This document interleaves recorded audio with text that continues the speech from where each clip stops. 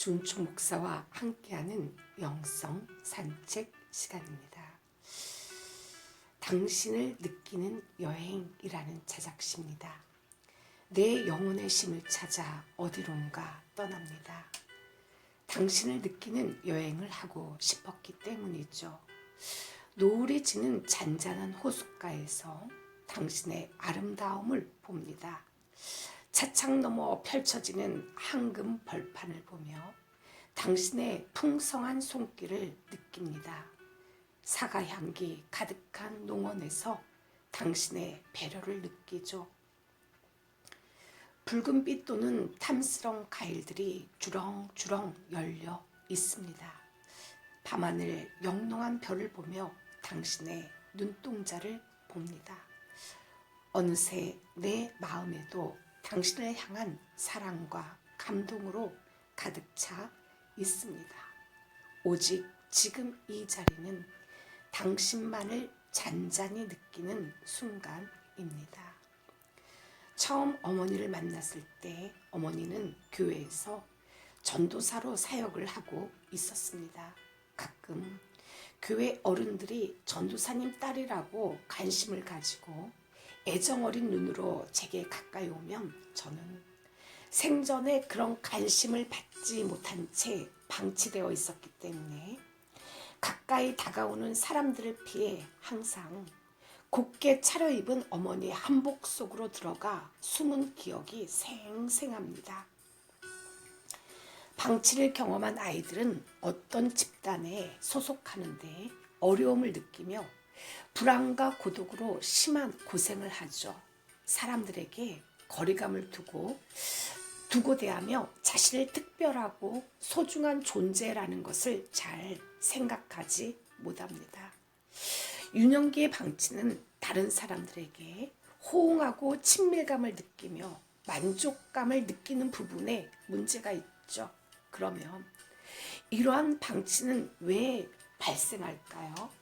이 시기에 자녀들은 너는 소중한 아이야 라고 느낄 수 있도록 아이를 보살펴 줄 수 있는 어른과의 지속적인 접촉이 있어야 하죠.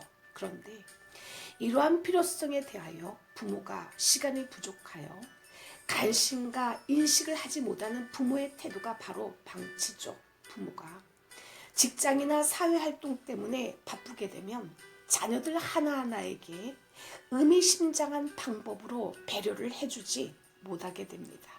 물론 부모의 사망이나 이혼, 병원에 입원하는 경우와 같은 어쩔 수 없는 상황에 의한 방치도 있습니다. 방치를 경험한 사람은 자기가 특별하고 가치 있는 존재라고 생각하게 해주는 부모와의 친밀함과 만족스러운 접촉을 이루고 유지할 수 있는 지속적인 기회가 부족했던 사람들이죠. 그러한 관계의 결핍으로 인하여 자녀는 자신과 다른 사람에 대한 감정들이 왜곡되고 공허하게 되죠. 아버지와 어머니를 진정으로 필요로 했을 때 아버지가 아버지의 역할을 해주지 않았거나 어머니가 어머니의 역할을 해주지 않았다면 이러한 방치는 성인 생활에 영향을 미쳐서 고통을 경험하게 됩니다. 인간은 생후 수개월에서 5살 사이에는 어머니를 대신할 수 있는 사람으로부터 무조건적인 사랑을 충분히 받아야 합니다. 그래야 그는 인생에서 다른 사람들과 인간관계를 잘 맺을 수 있는 것이죠.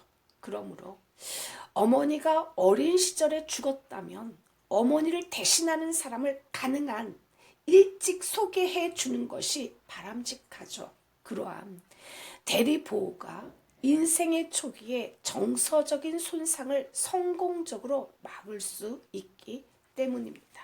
저는 부모의 사랑과 관심이 필요한 나이에도 방치되어 있었고 커서도 다시 한번 큰 위기를 맞이하였습니다. 혼자 캄캄한 어둠 속을 방황했죠. 찾아오는 사람 하나 없고 차마 전화 벨 소리마저 울리지 않았습니다. 어쩌다 오는 문자는 거의가 대출이나 스팸 문자였죠.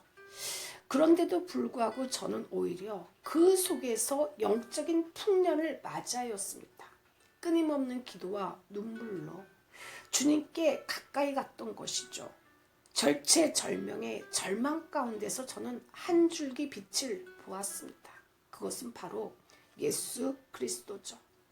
주님은 제 손을 붙잡아 주셨고 강하게 살아남을 힘을 허락하셨습니다.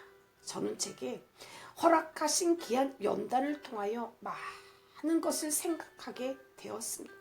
그 중에 하나가 바로 교회를 운영하는 데 있어서 재정의 투명성이었습니다.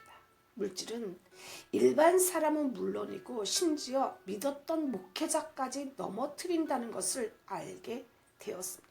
저는 이 일을 겪으면서 누가 진짜 하나님의 사람인가를 바라다볼 수 있는 눈을 가지게 되었죠. 소유에 집착하지 않는 법을 배우게 되었습니다. 소유하지 않는 것이 아니라 소유를 초월하는 법을 훈련받게 되었죠. 이것은 어려운 일입니다. 한 인간을 위대하고 두렵게 만드는 일이죠. 사람은 누구나 소유에 집착을 합니다. 그러나 특별히 주의 종은 집착을 뛰어넘고 소유를 넘어서서 소유의 초연함을 몸에 익혀야 하죠. 아브라함은 모든 것을 소유한 사람이었지만 그는 소유를 넘어선 사람이었습니다. 아들 이삭까지도 하나님께 올려드렸던 사람이죠. 그래서 그는 위대한 믿음의 사람이 되었습니다. 많은 사람이 꿈을 성취한 다음에도 실패하는 까닭은 지나치게 소유에 집착하기 때문이죠. 탐욕과 인간의 본능을 억제하지 못한 나머지 속에 있는 온갖 더러움과 추함을 드러내지만 남는 것은 결국 상처뿐이죠. 저를 강야에 몰아넣으신 하나님께 감사를 드립니다. 저는 그 속에서 하나님이 없으면 한시도 살아갈 수가 없는 연약한 저를 발견하였기 때문이죠. 하나님은 저를 너무나도 잘 아십니다. 저는 이 길을 걸으며 죽어도 좋을 정도로 행복하다는 것을 매일 느낍니다. 목회를 하며 전도를 하는 것이 행복하고 독서를 하는 것이 즐겁고 정말 주를 위해서 스스로 된 고자도 있다고 예수님이 말씀하셨는데 독신의 은사는 받는 자가 그 즐거움과 행복을 아는 법이죠.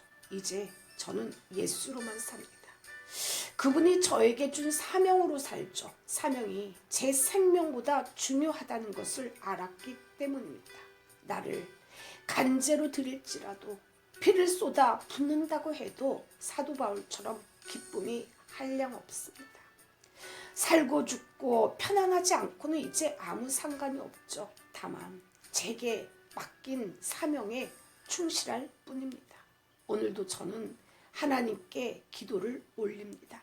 주님, 내 사명 다하는 날까지 나를 붙잡아 주소서. 딴 길로 가지 말게 하소서. 만일 내가 하나님의 손을 놓치는 날이면 한순간에 끈 떨어진 연처럼 버림당하고 말 것임을 제가 그 누구보다 가장 잘 알고 있기 때문입니다. 홀로 있는 이 몸 늙어서 거동을 하지 못하고 손발이 말을 안 들어도 차마 내가 누구인지 내 이름조차 기억을 못해도 내 진정 평생에 사랑하는 예수의 이름은 잊지 말게 하소서. 제게도 지상에서의 마지막 순간이 찾아올 것입니다. 심장의 고동이 멈추고 내 몸에 더운 피가 차갑게 식어버리는 인생의 마지막 순간이 곧 찾아오겠죠. 사도 바울이 그랬던 것처럼 저 또한 제 생명의 모든 피를 포도주처럼 주님 앞에 부어버린 인생, 나의 모든 시간과 정열과 땅과 모든 진액과 정성을 다하여 사랑하는 주님 앞에 모두 다 쏟아붓고 싶습니다. 하루하루의 삶을 성실과 최선을 다해 주님을 사랑하다.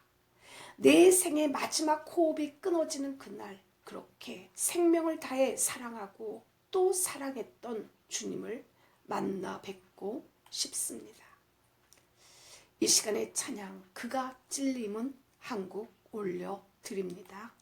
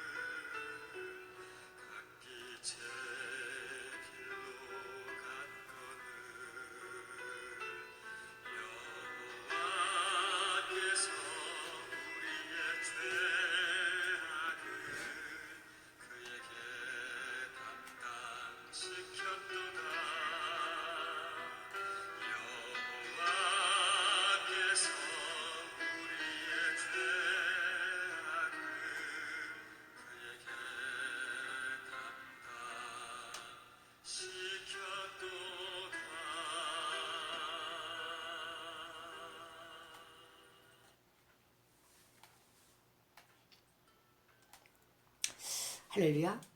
가난과 싸우며 광야를 지나는 외로운 사람들에게 주는 따뜻한 말 한마디는 인생을 살아갈 에너지가 됩니다. 사막에서 꽃을 피우는 기적을 낮춰 로뎀나무 아래서 죽기를 간청하는 엘리야에게 하나님은 떡과 물을 주십니다. 천사가 어루만져 주죠. 그러자 엘리야는 다시금 일어나 40주 40야를 걸어갔습니다. 저 역시 신대원을 졸업하고 연거푸 삶에 허덕이며 지쳐있을 때 동기 목사님의 따뜻한 격려가 1년을 버티게 했습니다. 사랑하는 친구 목사님이 근무하는 출판사 앞에서 함께한 된장찌개 한 그릇이 인생을 달려갈 힘을 주었죠. 예수님도 그랬습니다. 바쁜 사역을 하며 지쳐 있을 때 예수님 역시 정서적으로 휴식하시기 위해 어떤 이들을 찾으셨죠. 예수님은 그들의 집에서 식사 대접을 받고 쉬기도 하셨습니다. 바로 베다니의 나사로, 마리아 마르다의 집이었죠. 힘들 때 격려해 줄 수 있다는 사람이 있다는 거, 같이 눈물을 나누고 아픔을 나눌 수 있다는 것, 이것은 아름다운 축복입니다. 아무리 심신이 지쳐 있을지라도 좋은 사람을 만나면 위로가 되고 영혼도 새 힘을 얻죠. 그러나 원망하는 사람, 비판의 눈으로 바라보는 사람을 만나면 단 몇 분만 이야기했을 뿐인데도 내 몸에 있는 기운을 쭉 뽑아갑니다. 비장애인이 장애인을 피하는 이유도 육체의 장애로 인해 정신마저 건강하지 못해 왜곡된 자아의식을 가지고 사람을 힘들게 하는 것은 아닐까 하는 안 좋은 선입견 때문이죠. 그런데 감사할 수 없는 환경에서 감사하는 사람에게는 왠지 빠져드는 이상한 마력이 있습니다. 옆에만 있어도 기쁘죠. 엔돌핀이 돕니다. 그러면서 점점 사람이 붙죠. 인생의 따뜻한 배려가 달라붙습니다. 불평은 사람들을 도망가게 하지만 감사는 이상하게도 사람들을 머무르게 하죠. 저의 경험에 의하면 도망가는 다윗에게 억울한 자와 빚진 자, 환난당한 자들이 따랐던 이유 역시 어떠한 상황에서도 감사하는 다윗의 태도 때문이 아닌가 싶습니다. 기가 막힌 웅덩이와 수렁에서도 감사를 하는 그에게 하나님도 그를 도와 다윗을 승리의 길로 이끌어 주셨죠. 저는 인생을 살면서 작정한 것이 하나가 있습니다. 그것은 바로 어떠한 상황에서도 감사하기로 결심한 것이었습니다. 그렇게 결심한 이유는 하나님 때문이죠. 하나님이 기쁘면 나도 기쁘고 하나님이 슬프면 저도 슬펐습니다. 그런데 민수기 신명기를 읽으면서 하나님의 분노가 자꾸 느껴지면서 저의 가슴을 조마조마하게 하더니 마침내 하나님이 폭발하셨죠. 내 이놈들을 나를 원망하는 이 악한 해중을 내가 어느 때까지 참으랴. 하나님은 자기 형상을 따라 지음을 받은 자녀인 우리가 삶에서 불평하고 원망할 때 제일 싫어하셨습니다. 원망은 하나님께 하는 것이죠. 원망은 하나님의 주권적 섭리에 대적하는 것입니다. 오죽하면 하나님은 이렇게 말씀하셨을까요? 나의 삶을 가르쳐 맹세하노니 너희 말이 내 귀에 들린 대로 내가 너희에게 행하리니. 누구나 삶이 힘들고 불편하고 짜증나는 일들이 있습니다. 마음의 기쁨과 평안을 깨트리는 요소가 많이 있죠. 그럴지라도 우리는 결심을 해야 합니다. 어떠한 일이 있어도 화를 내거나 짜증내는 것을 자제하기로 결심해야 하죠. 하나님, 나는 어떠한 일이 있어도 기뻐하겠습니다. 환경이 나를 힘들게 하더라도 기뻐하겠습니다. 사람이 나를 지치게 해도 기뻐하도록 노력하겠습니다. 오늘은 아침 일찍부터 전화벨이 울려댔습니다. 전화를 받으니 강원도를 시집을 간 성도였죠. 이제 막 부부싸움을 해가지고 잔뜩 화가 난 채로 시누이부터 시작해서 남편 친구들에게까지 전화를 걸어 남편의 단점들을 동네방네 이야기하였습니다. 그래도 속이 풀리지 않자 저에게까지 전화를 한 것이었죠. 가만히 그녀의 이야기를 들어보니 1층에는 시어머니가 살고 2층에는 자기네가 살림을 하는데 시어머니랑은 사이가 안 좋아서 한 집에 살면서도 냉전이었습니다. 그런데 바로 오늘 아침 시장에서 장을 봐가지고 신랑을 위해서 아침상을 맛있게 차렸는데 신랑이 거들떠 보지도 않고 나 회사 갈게 하고 그냥 나가더라는 것입니다. 정성껏 신랑을 위해서 준비했는데 눈길 한번 주지 않아 서운한 마음이 들었는데 세상에나 회사 간 줄 알았던 신랑이 1층에 있는 어머니랑 오순도순 아침밥을 먹고 출근하는 것을 보고 확 뒤집혀 버린 것이었죠. 그러니 화가 머리끝까지 나서 아침부터 전화질을 해대었습니다. 목사님, 저 이혼할래요. 그리고 저 지금 신랑한테 전화해서 이혼한다고 한마디 해야겠어요. 저는 그녀에게 지금은 화가 나서 그러니까 나중에 후회할 행동하지 말고 화가 진정될 때까지 기다리라고 했습니다. 그러자 그녀는 목사님, 지금 한참 일하고 있는 신랑에게 퍼부어주면 일이 더 안 잡히겠죠? 아래층에서 말소리가 들리기에 가만히 들어봤더니 신랑이 시어머니에게 며느리에게 잘못한 것은 사과하세요 라고 이야기하자 시어머니가 난 사과하기 싫다. 내가 뭘 잘못했는데 라는 말소리가 들리더라는 거예요. 그렇게 말하면서도 화가 진정이 안 되는지 목사님 도저히 안 되겠어. 한바탕 쏴줘야지 내 속이 시원할 것 같아요 하고는 전화를 갑자기 끊어버리는 것이었습니다. 대체적으로 사람들은 이렇게 이야기하죠. 나를 힘들게 하는 이 사람 때문에 괴롭습니다. 배우자가 없어지면 기뻐하겠습니다. 이 병이 나으면 기뻐하겠습니다. 이 문제가 해결되면 기뻐할 수 있습니다. 그러나 그렇지 않죠. 하나님은 우리에게 모든 상황에서 기뻐할 수 있는 힘을 주셨습니다. 우리는 환경커녕 차마 남편의 문제마저 컨트롤하지 못합니다. 그러나 나의 태도는 얼마든지 바꿀 수가 있죠. 바울을 보면 그리스도인의 삶의 자세를 엿볼 수가 있습니다. 바울은 그의 문제에서 벗어나도록 기도하지 않았죠. 오히려 그는 감옥에서조차 감사하며 찬양하였습니다. 그러면서 그는 우리에게 말하기를 항상 기뻐하라 라고 이야기하죠. 이런 문제가 있어도 기뻐하도록 노력하십시오. 직장을 잃어도 갈등이 있어도 기뻐하십시오. 배신을 당하고 좋지 않은 태도로 대한다 할지라도 기뻐하십시오. 그렇게 기쁨을 보고 하나님은 우리를 보고 놀라시죠. 제대로 된 일꾼이네 하고 놀라워하십니다. 이렇게 자신을 이기며 기뻐하다 보면 긍정적으로 문제를 놓고 싸워가는 자신을 보고 깜짝 놀라게 되죠. 갈수록 맷집이 생겨서 이제 그 어떠한 태산 같은 문제라도 하나님 앞으로 가져오게 됩니다. 갑자기 옥문이 열리며 하늘과 땅이 진동하기 시작하죠. 이 사람 큰일 낼, 하나님의 큰일 낼 사람이다. 저는 인생에서 다시 한번 홀로서기를 하였습니다. 천변의 바람을 맞으며 많은 눈물을 쏟아내었죠. 한없이 울었습니다. 그의 겨울은 유달리 더 춥게 느껴졌죠. 몸은 약해져가고 안 아픈 곳이 없었습니다. 눈은 보이지 않고 위장과 신장 기능도 떨어지고 폐까지 안 좋았습니다. 나중에는 침상에서 일어날 수가 없었죠. 하루 종일 천장을 바라보고 누워있다가 간신히 새벽에 기도하러 갔습니다. 그러면서도 주님을 찬양하였죠. 제 곁을 지키고 있는 성도들에게 이 상황을 허락하신 하나님께 감사의 박수를 올려드리자고 하였습니다. 눈물로 감사의 박수를 올려드렸죠.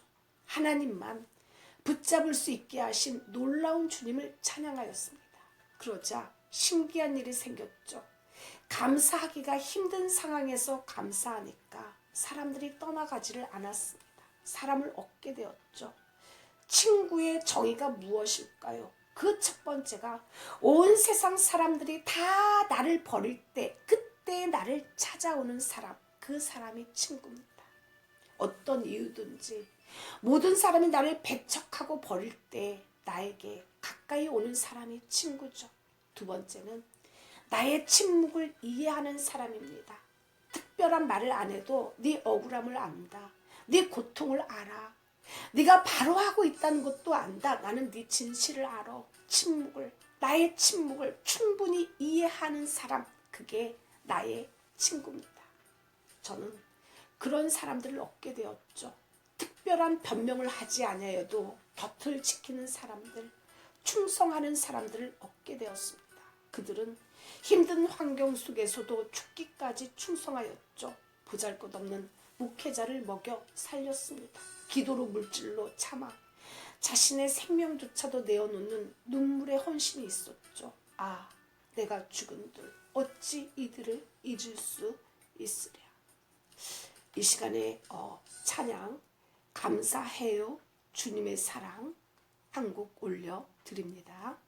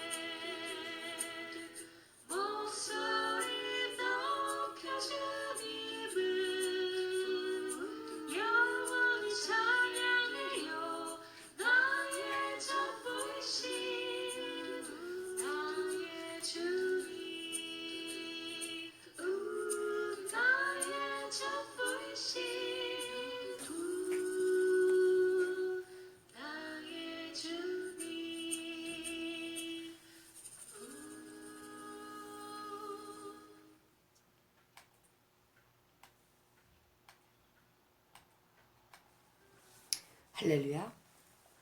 감사할 수 없는 환경에서 감사를 올리는 사람은 다른 사람에게도 힘을 주죠. 인생을 살아갈 에너지를 줍니다. 감사는 인생을 살아갈 건강한 힘이죠. 감사하는 마음을 가지면 신앙과 인격이 건강해질 뿐만 아니라 육신도 건강해집니다. 환난과 시험을 잘 이길 수가 있죠. 뿐만 아니라 감사하는 자가 될 때 건강한 인격을 가지게 되고 그로 인해 모든 사람들에게 사랑과 존경을 받게 됩니다. 환경에서 물질의 축복을 받아야지만 사람들이 하나님의 영광을 드러내는 줄 알지만 실은 어려운 환경 속에서 감사할 때, 아니 저 환경에서 어떻게 감사할 수가 있지? 대체 이 사람 뭘 믿고 저런 고통 가운데서 기뻐할 수 있는 것이지? 그 힘의 근원이 무엇일까 하며 오히려 그를 경외의 눈으로 쳐다보게 되죠. 그 자신 역시 그의 하나님을 만나 뵙고 싶은 마음이 들게 되는 것입니다. 저는 어느 날 기독교 동호회에서 알게 된 두 여자를 만난 적이 있습니다. 그런데 그 중에 한 여인이 자신의 어머니가 새벽 기도를 가다가 교통사고를 당한 이후로 교회에 나가지 않는다고 고백하는 것이었습니다. 그녀의 마음속에 아니 하나님이 존재한다면 어떻게 새벽 예배 가다가 교통사고를 당할 수가 있지? 라는 생각이 들었다는 것이죠. 저는 그녀를 향한 연민의 정이 생겨 그녀를 위해 생각이 날 때마다 기도를 하였습니다. 그러다 보니 새벽 예배에 갔다가 사고를 당하는 사람들이 제법 눈에 보였죠. 그러던 어느 날 어떤 목사님을 통해 들은 간증은 저의 마음에 따뜻한 감동을 주었습니다. 그 여자의 반응이 완전 뜻밖이었죠. 새벽 예배를 드리러 나오다가 한 여자 성도가 교통사고를 당하였습니다. 그녀는 크게 상처를 입고 기부스를 한 채 누워 있었죠. 그래서 염려되는 마음으로 목사님이 신방을 가게 되었는데 아니 글쎄 그렇게 많은 상처를 입고도 그저 싱글벙글 웃으면서 오히려 목사님을 위로하여 주는 것이었습니다. 그래서 목사님이 그녀에게 뭐가 그렇게 좋은가요? 하고 물었더니 그녀는 이렇게 대답하였죠. 목사님 차 사고를 하는 것은 언제라도 날 수가 있잖아요. 재지으러 가다가도 날 수가 있고 장사하러 가다가도 날 수가 있고 밤에 날 수도 있고 낮에 날 수도 있잖아요. 그런데 새벽 기도하러 오다가 차 사고 났으니 얼마나 감사해요 라고 대답하더라는 것입니다. 고난도 없고 핍박도 없고 이것이 과연 축복일까요? 하는 일마다 만사 형통 즉시 응답 속전속결 이것이야말로 축복이라고 즐거워해야 할까요?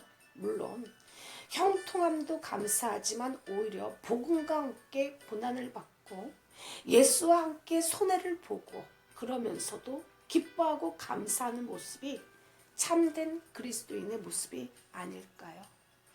지금 나는 억울함을 당하고 있지만 지금 나는 고난을 당하고 있지만 주님이 나의 노래요.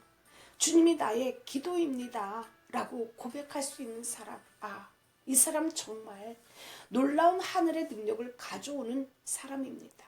사도 바울과 실라가 그랬죠.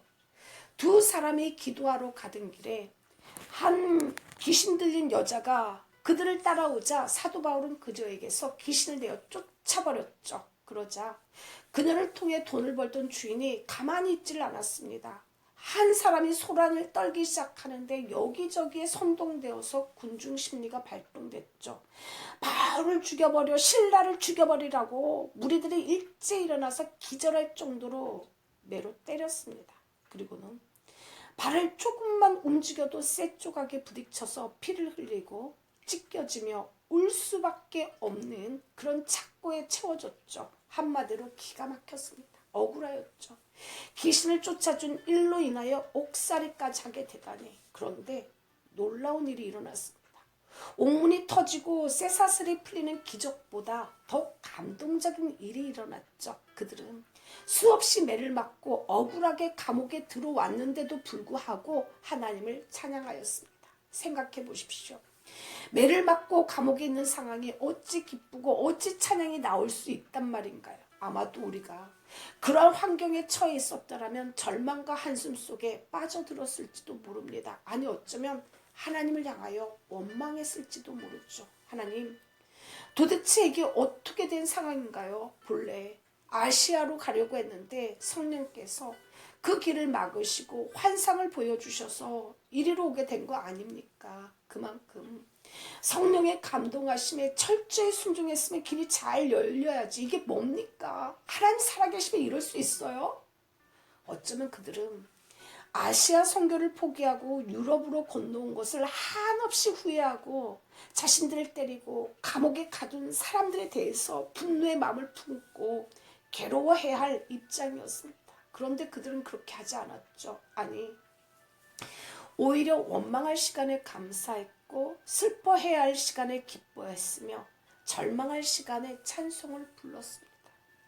정신을 잃을 정도로 얻어맞았음에도 불구하고 그들은 한밤중에 기도의 자리로 나아갔죠.